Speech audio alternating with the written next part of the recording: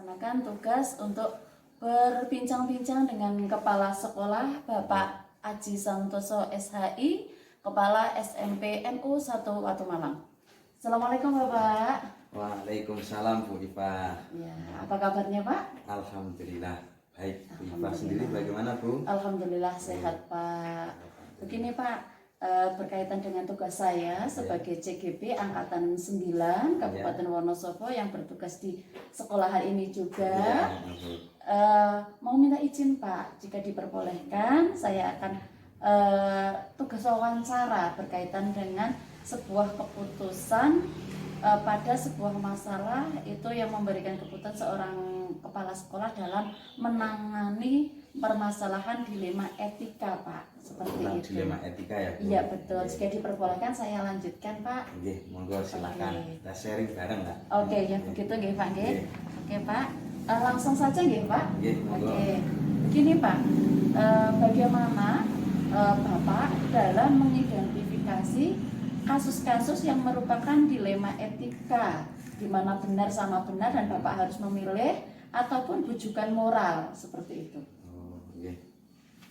Seperti ini ya Bu. Nah, menurut saya sendiri selaku kepala sekolah, ini saya dalam mengambil keputusan, saya berusaha untuk mempertimbangkan berbagai masukan dari berupa informasi yang faktual, dan tentunya segala keputusan yang saya ambil ini saya akan berusaha untuk mengacu aturan yang ada, baik itu aturan dari pemerintah, aturan dari yayasan karena ini di bawah naungan LP Ma'arif seperti itu ya Bu, serta aturan yang dibuat oleh lembaga atau yang kita sepakati di sekolah itu sendiri. Nah, hal seperti ini kami lakukan bagaimana untuk menciptakan suasana sekolah yang aman, nyaman, serta sesuai dengan visi sekolah seperti itu. Terus bagaimana Bapak dalam menjalankan pengambilan keputusan di sekolah ini, terutama di mana kasus-kasus ada dua kepentingan yang sama-sama benar Pak, misalkan seperti itu, yang sama-sama mengandung nilai kebajikan, itu kan katakanlah lebih berat gitu ya. Iya berat, itu berat sekali seperti itu. Bagaimana Pak? Nah, menurut saya sendiri ini saya dalam membuat atau mengambil keputusan ini saya akan selalu mempertimbangkan masukan dari teman sejawatku, juga masukan dari teman, juga dari teman-teman di sekolah ini seperti itu. Misal guru yang dianggap senior atau wakil kepala sekolah, saya akan meminta masukan dari teman-teman seperti itu, sehingga pada kondisi tertentu yang saya tidak bisa mengambil keputusan atau memecahkan masalah, saya akan mencari solusi kepada yayasan atau saya akan berkonsultasi kepada LP Ma'arif seperti itu, supaya bisa mencari solusi atau kebijakan yang saya anggap terbaik seperti itu. Terus untuk langkah-langkah yang real atau prosedurnya bagaimana ini yang biasa Bapak lakukan untuk menyikapi masalah tersebut? Untuk langkah-langkah yang saya lakukan, ini saya akan mencari informasi. Ini tentunya informasi dari berbagai pihak ya Bu, baik dari teman sejawat, komite, wali murid, atau dari semua warga sekolah lah itu.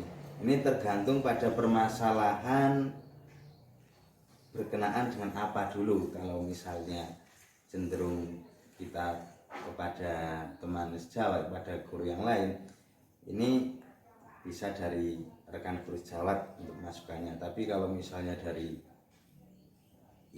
eksternal, itu juga saya akan mencari masukan dari komite, dari wali murid dan sebagainya seperti itu.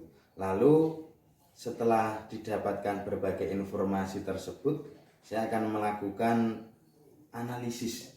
Saya analisis untuk mendapatkan keputusan yang bisa dikatakan terbaik seperti itu, Bu. Jadi kolaborasi semuanya diambil yang terbaik ya Pak, Iya. maksudnya yang untuk demi kemaslahatan Demi bersama. kemaslahatan, Oke, ya. begitu nih Pak. Oke. Terus gini Pak, dari sekian prosedur langkah-langkah itu kan mungkin apakah ada yang dianggap efektif? Terus kalau itu dianggap efektif dalam pengambilan keputusan kasus-kasus dilema etika ini, itu yang bagaimana, apa saja? Oke, yang kami anggap efektif ini tentunya keputusan yang dapat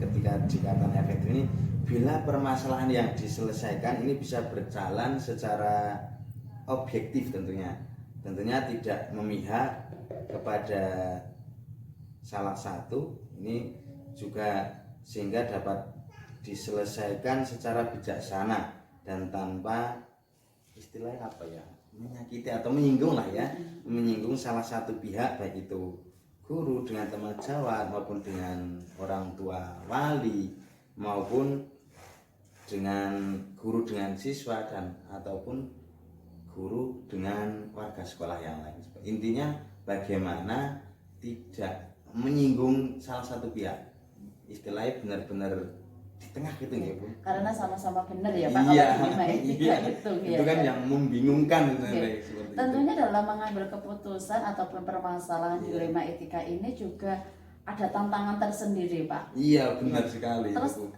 tantangannya dalam mengambil keputusan di mana itu benar sama benar itu ya, gimana Pak, di mana posisinya itu? Nih, tantangannya ya ketika apa ya, benar sama benar. Iya. Ini memang menjadi hal yang sangat bisa dikatakan berat Bu. Ini saya selaku KS ini dalam mengambil keputusan adalah bagaimana bisa menyikapi keduanya, karena ini benar sama benar dan ini terkadang belum bisa memuaskan semua pihak. Ini tantangannya seperti itu Bu, atau sebagian pihak, dan tentunya saya harus memberikan pengertian kepada sebagian pihak, misalnya yang bermasalah ini orang tua ya Bu, orang tua. Tentunya keputusan bersama yang diambil ini harus memang benar-benar harus benar-benar bisa menyeimbangi semuanya gitu Bu. Misal dalam rapat wali murid, ini musyawarah guru, tentunya harus mampu bagaimana keputusan yang saya ambil ini bisa dinilai bijaksana. Ini sulitnya seperti itu Bu. Terus gini Pak, pada saat penyelesaian masalah tersebut, apakah ada tata cara atau jadwal dalam menyelesaikan kasus dilema etika ini? Apakah juga Bapak menyelesaikan di tempat itu langsung atau memiliki sebuah jadwal dalam penyelesaikannya? Nah, itu dalam bentuk atau prosedur apa yang Bapak jalankan? Biasanya ketika itu memang tidak urgen, ketika tidak darurat, ini saya melakukan penjadwalan dalam penyelesaian kasus dilema etika ini. Tapi ketika memang itu urgen, ketika itu harus keputusan itu harus segera diselesaikan saat itu, dijadwal terus kita melakukan masukan dari berbagai pihak, itu kan sudah tidak memungkinkan. Nah, ini biasanya saya tergantung dengan permasalahannya dulu seperti apa.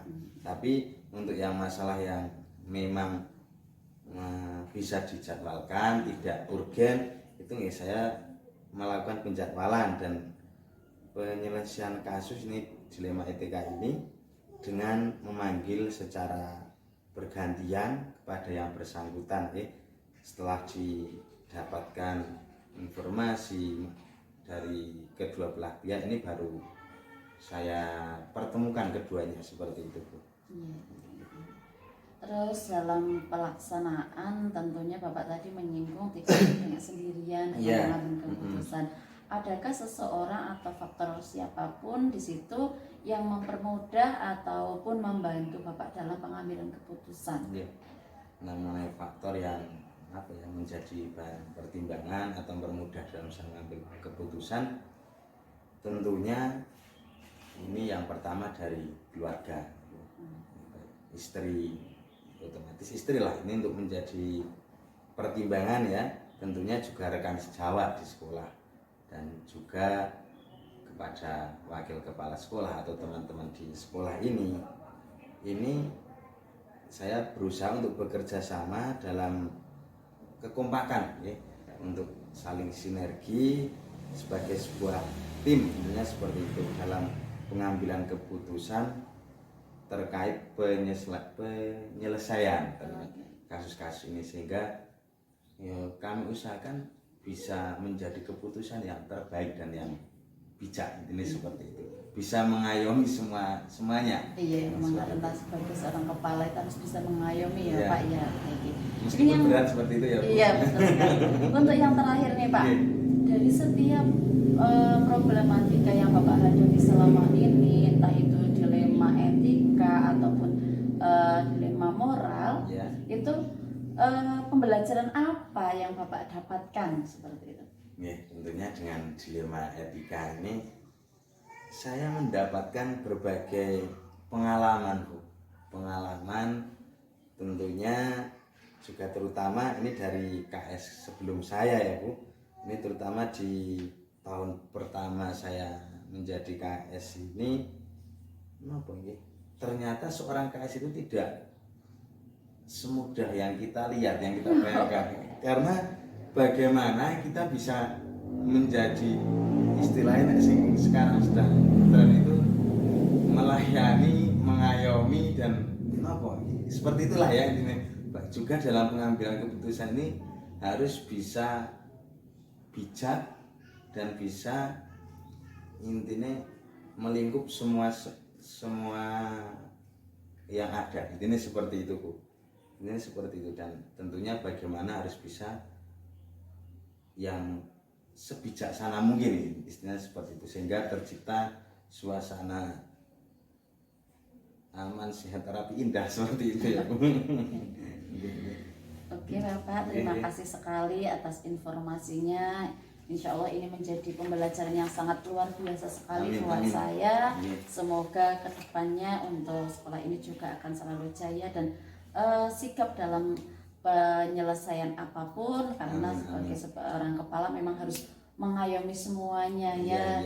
Memang untuk dilema etika ini sering terjadi dimanapun berada, apalagi keputusan seorang pimpinan itu sangat berpengaruh pada hasil nanti bagaimana permasalahan itu akan bisa terselesaikan dan bisa bermanfaat untuk orang banyak.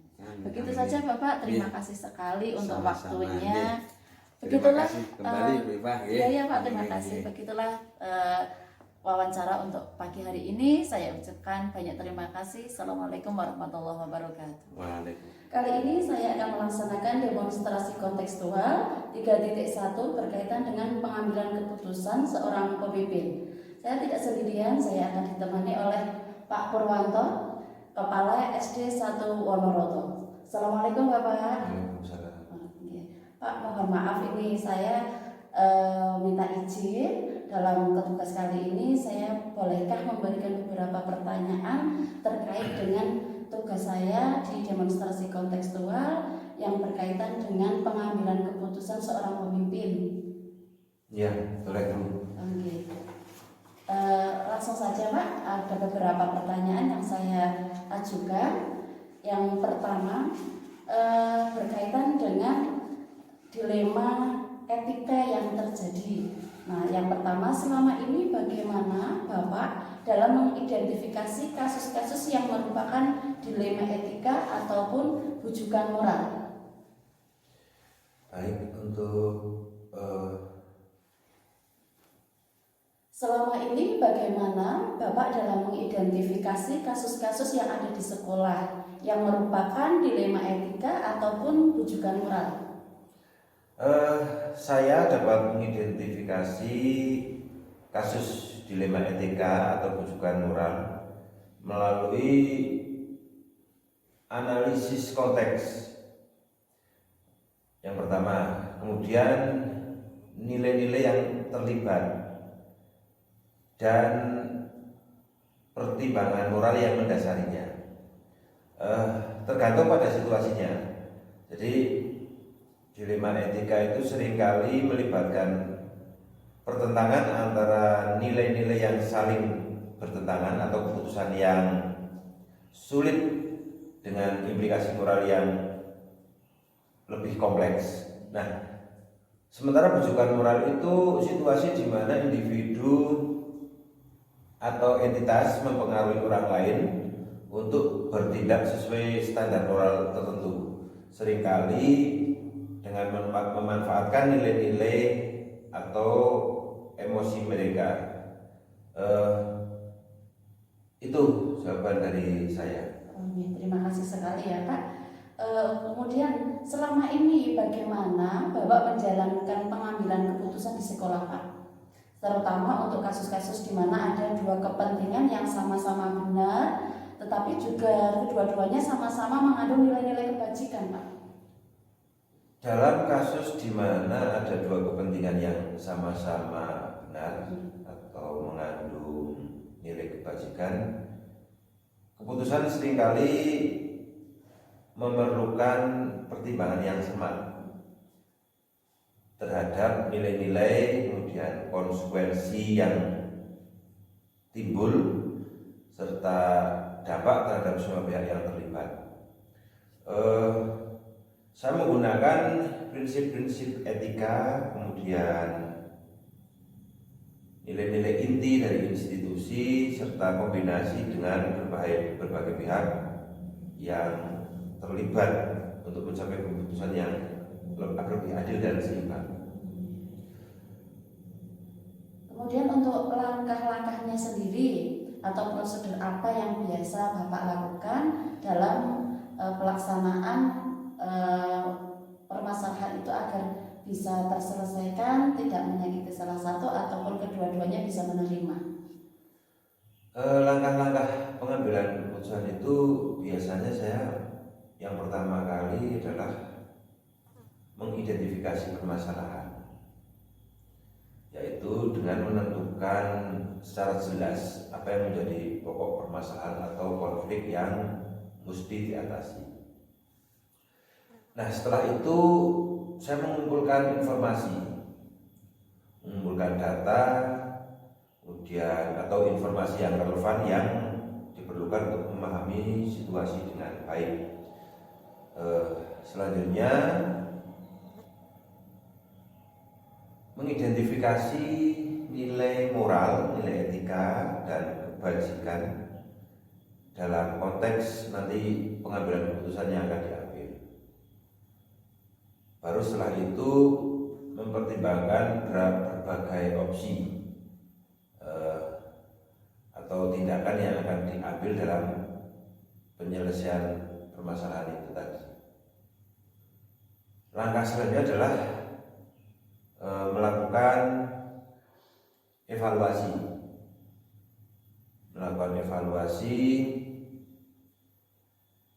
termasuk dampaknya terhadap semua pihak yang terlibat.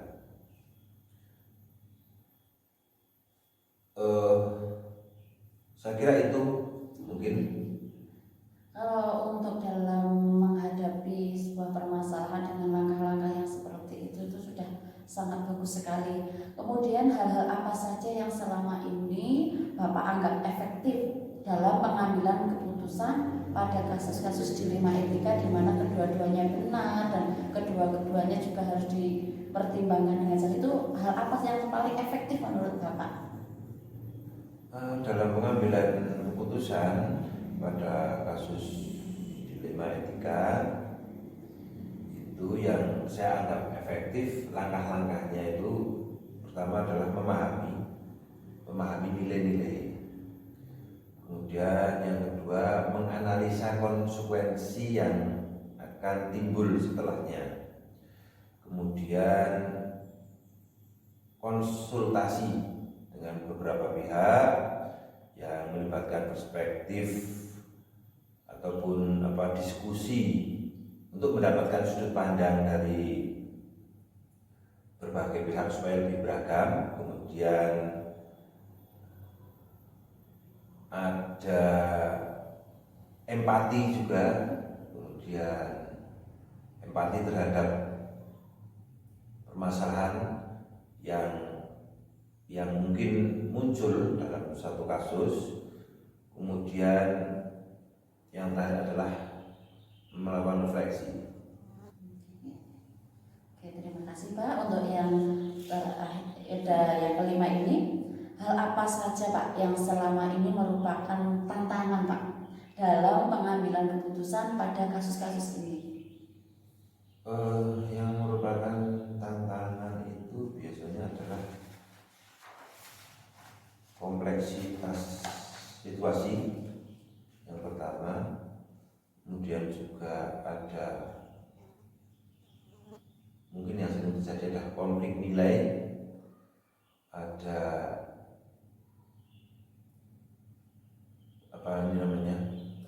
dampak yang muncul yang akan timbul dari penyelesaian yang saya lakukan, kemudian juga solusi yang mungkin tidak sempurna dalam penyelesaian. Saya kira itu yang sangat menantang ya Pak. Apakah Bapak memiliki sebuah tatkala atau jadwal tertentu dalam sebuah penyelesaian kasus dilema etika ini Pak? Apakah atau mungkin Bapak langsung menyelesaikan di tempat, ataukah memiliki sebuah jadwal dalam penyelesaian dalam bentuk prosedur atau apa kiranya? Untuk jangka waktu saya melihat dari seberapa kompleks permasalahan yang muncul.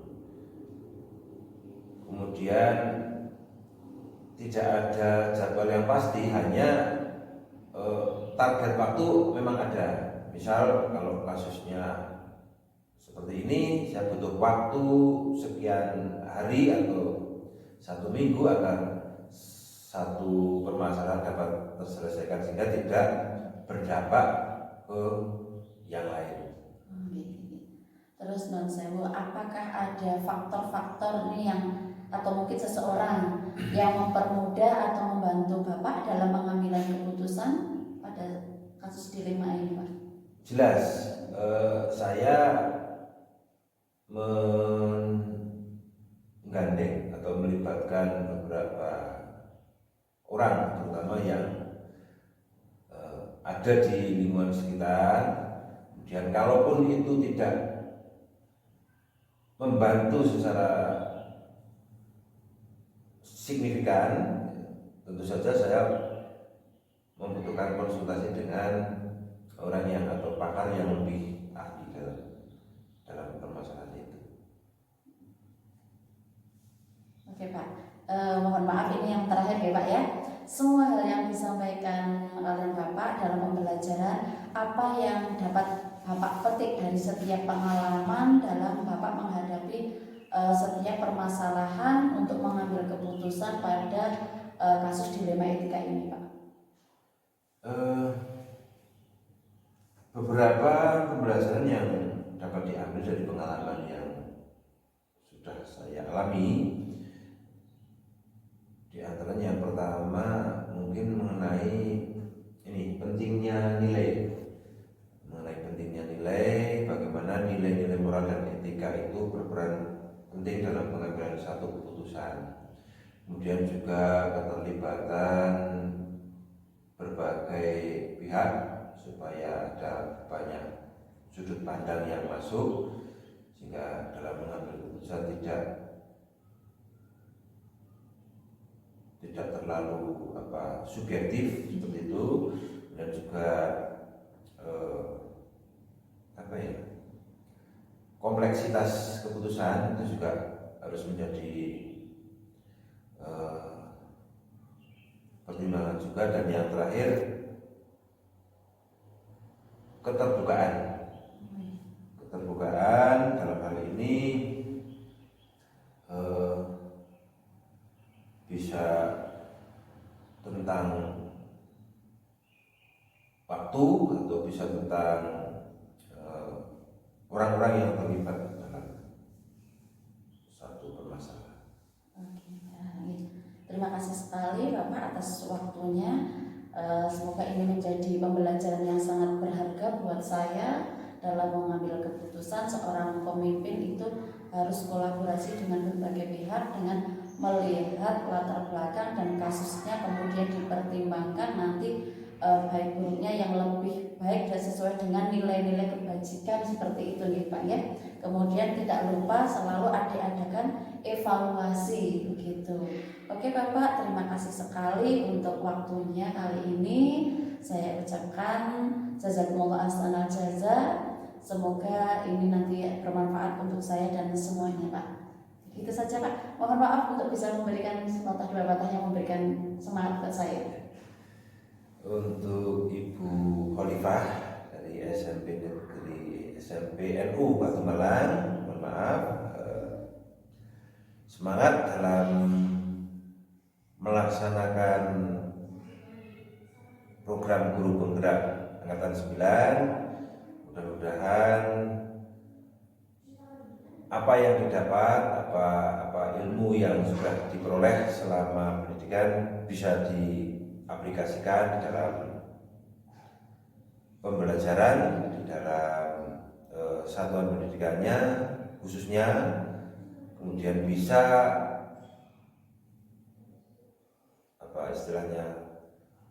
bisa menularkan kepada rekan-rekan guru yang lain. Saya kira itu. Terima kasih Pak. Assalamualaikum. Waalaikumsalam. Untuk yang ketiga kalinya saya bertemu dengan Ibu Anggit Widyastuti. Beliau Kepala Sekolah SMP 61 Atap Watu Malang. Assalamualaikum Ibu. Waalaikumsalam Bu. Ya. Begini Bu, saya mau minta izin berkaitan dengan saya sedang melaksanakan kegiatan guru penggerak di modul 3.1 ini untuk mengadakan wawancara berkaitan dengan keputusan seorang pemimpin terhadap suatu permasalahan seperti itu. Kiranya Ibu mengizinkankah untuk kita berbincang-bincang pada pagi hari ini? Siap. Oke, terima kasih. Langsung saja ya Bu. Yang pertama, tentunya ketika Ibu menjabat di kepala, seringkali menemukan sebuah permasalahan apapun itu. Nah, yang saya tanyakan, bagaimana Ibu mengidentifikasi kasus-kasus tersebut jika kasus tersebut merupakan dilema etika di mana di situ posisinya benar sama benar dan Ibu harus memilih salah satu, ataupun masalah bujukan moral di mana di situ yang satu benar yang satu salah, seperti itu. Saya sebagai kepala sekolah itu tentunya di sekolah kan kadang banyak suatu permasalahannya yang semua itu harus saya selesaikan masalah itu. Nah, yang paling utama saya itu harus tahu dulu apa permasalahannya, kemudian dalam pengambilan keputusan karena itu kan tadi benar sama benar ya. Nah, itu saya biasanya saya sharing dulu sama bapak ibu guru yang lain, ambil segi positifnya dan segi negatifnya dari suatu permasalahan itu. Nah, kemudian saya tidak ambil keputusan sendiri, tetapi itu dengan beberapa pertimbangan. Nah, dari pertimbangan itu nanti saya biasanya mengambil yang segi positifnya itu lebih banyak dan itu mengarah kepada mutu sekolah ataupun kebaikan untuk anak-anak semua. Nah, itu biasanya saya ambil seperti itu. Itu untuk pengambilan keputusan. Jadi dengan mempertimbangkan segala permasalahan itu, ambil nilai positifnya. Nah, jadi nilai positifnya lebih banyak yang mana. Jadi terus keputusan itu tidak mutlak saya harus putuskan ini, tapi tidak, saya minta pertimbangan dulu dari Bapak. Terima kasih. Kemudian dalam mengambil keputusan, terutama ini kan kasus-kasus yang tadi yang dikaki sama-sama benar. Terus bagaimana ketika mengambil keputusan itu kan sama-sama harus yang dijunjung adalah nilai-nilai kebajikan seperti itu. Pengambilan keputusannya bagaimana tadi Pak? Untuk jadi apa namanya disaringkan dengan teman teman-teman dulu, ya. kemudian Baru diambil yang ya, terbaik. yang terbaik. Oke, terima kasih. Untuk langkah-langkahnya sendiri Bu, ini atau prosedur-prosedur yang biasa Ibu lakukan ketika ada permasalahan sampai dengan penanganannya. Langkah-langkahnya apa saja biasanya? Untuk pengambilan keputusan. Iya. Ya. Untuk pengambilan keputusan itu biasanya permasalahan itu gimana ya? Maksudnya kita ambil keputusan tapi disesuaikan dengan aturan yang berlaku. Jadi jangan sampai kita melanggar aturan dari pemerintah yang sedang berlaku, tetapi jangan juga gegabah mengambil keputusan yang salah. Ya, jadi sesuaikan dengan itu regulasi-regulasi dari aturan-aturan yang sedang berlaku. Kita sebagai sebagai instansi ya bawahan itu ya, jadi harus manut aturan dan pemerintah, tidak tidak mengambil keputusan sendiri yang nanti bisa melanggar aturan-aturan yang dianu oleh pemerintah. Gitu nih. Kan untuk setiap permasalahan itu pasti akan ada cara-cara tersendiri berkaitan dengan sebagai seorang kepala sekolah, karena seringnya terjadi permasalahan dan harus menyelesaikan. Kiranya Ibu itu adakah yang dianggap keputusan yang paling efektif dalam menyelesaikan sebuah kasus? Untuk menyelesaikan sebuah kasus di sekolah saya itu tadi Ibu mengarahnya kasus yang Dilema etikanya yang benar sama yang benar. Yang paling efektif yang apa? ya. Kalau saya dalam mengambil keputusan untuk agar lebih efektif itu ya tadi yang pertama lihat sisi positif dan negatifnya. Ya. Kemudian mempertimbangkan dengan guru yang lain, jadi tidak keputusan sepihak. Jadi nanti biar tujuan saya itu biar enak untuk dilaksanakan. Dan yang ketiga, jangan sampai melanggar regulasi dari pemerintah. Tentunya selama ini dari berbagai macam peristiwa-peristiwa, tantangan-tantangan, itu yang paling menantang tantangan itu yang bagaimana menurut Ibu dalam mengambil keputusan yang dilema etika ini yang sama benarnya itu? Tantangannya di mana? Maksudnya itu suatu permasalahan yang terjadi. Pada saat Ibu mau ada memberikan suatu keputusan, dalam ini memberikan keputusan contoh, ada tantangan yang paling menurut Ibu. Ini contoh nyata dulu ya, contoh konkret dari suatu peristiwa. Misalnya gini Bu, saya kan sebagai sekolah kecil tentunya untuk tenaga kependidikan kan kurang.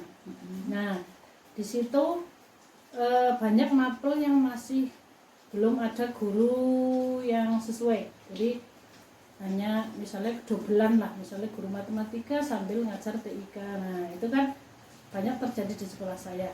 Di sisi lain, itu untuk pengambilan guru honorer kan sekarang tidak bisa. Padahal saya sangat membutuhkan untuk guru untuk anak-anak saya. Tetapi dari pemerintah ada larangan untuk mengangkat honorer yang tahun ini kan nggak boleh. Ya sudah lama, agak lama. Tetapi kalau saya tidak mengangkat honorer, itu siapa yang akan mengajar anak-anak saya? Nah, itu kan menjadi keputusan yang sangat sulit dilema. Ya. Nah, kemudian saya sikapi saja.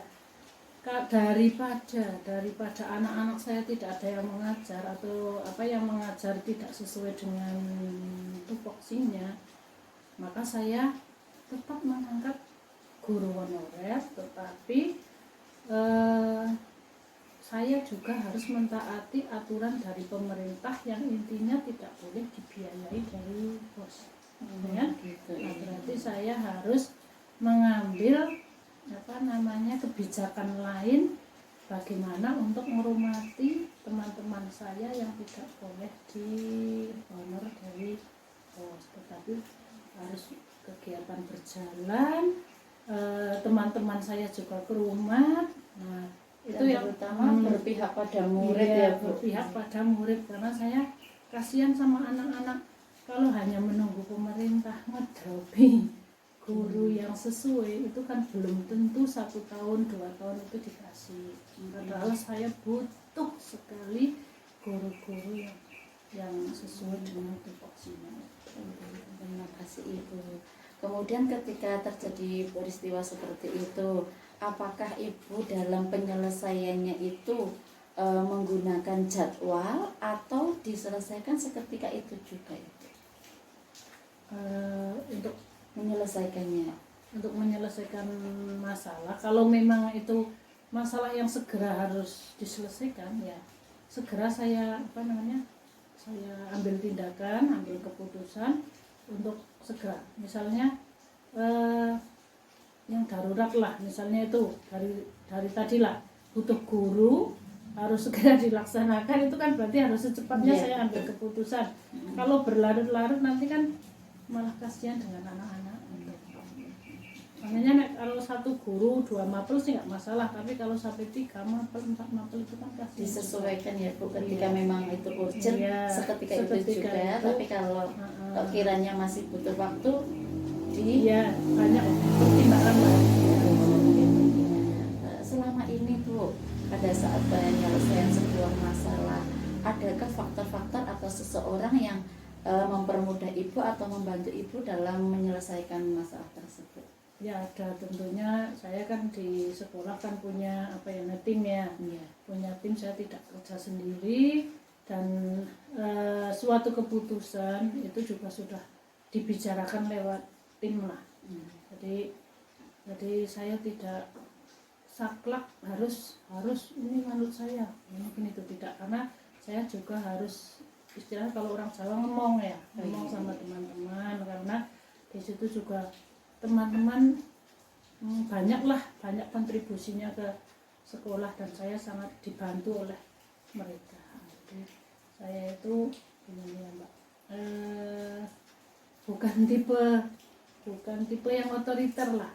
Kalau memang enak, semua enak, melaksanakan, ayo kita laksanakan. Tetapi yang saya pegang, jangan sampai menyalahi regulasi dari pemerintah. Ya diambil minimal berarti jangan terlalu banyak menyalahi aturan, jadi diambil seminimal mungkin dampak itu. Menarik sekali ya perbincangan kita kali ini Ibu. Saya jadi banyak ilmu tentang keputusan sebagai seorang kepala sekolah, terutama tadi yang terakhir itu kepala sekolah sebagai pangemong untuk rekan-rekannya maupun untuk anak didiknya. Kemudian juga keputusan itu tetap sesuai dengan aturan pemerintah, namun juga tetap yang berpihak pada murid seperti itu ya Bu. Nah ini pertanyaan yang terakhir Bu, kiranya dari setiap permasalahan yang Ibu hadapi itu kan sudah banyak sekali ya Bu, antara A, B, C, D, E seperti itu. Pembelajaran apa yang Ibu petik atau yang Ibu dapatkan dari setiap permasalahan itu sampai sekarang Bu? Dari setiap permasalahan yang ada, yang namanya kita di suatu instansi atau organisasi ya, banyak pendapat, kadang dari A, B, C. Nah saya kan jadi saya itu belajar mendewasakan diri, terutama untuk ngomong teman-teman ya, karena mungkin di pendapat si A gini, pendapat si B gini, itu bagus semua, tetapi dari itu kan keputusan kan satu ya, jadi harus yang mana itu saya harus pintar-pintar ngomong, dan itu untuk itu pembelajaran saya untuk mendewasakan diri saya. Yang jelas saya karena itu tim kerja saya, tapi saya intinya itu harus ngomong teman-teman dan tidak boleh menyepelekan dari pendapat si A, si B, si C itu. semua saya rangkul, itu bagus semua, namun keputusan ini harus dapat persetujuan juga dengan teman-teman. Terima kasih sekali Bu untuk perbincangan hari ini, sangat luar biasa. Semoga ini bermanfaat sekali buat saya, dan berkah dari Ibu hari ini saya akan bisa melaksanakan tugas. Terima kasih dan mohon maaf jika saya sudah mengganggu. Nah, begitulah tadi wawancara saya terhadap Ibu Anggit selaku Kepala SMP Negeri 6 Watu Malang. Kami cukupkan sekian. Assalamualaikum warahmatullahi wabarakatuh. Waalaikumsalam.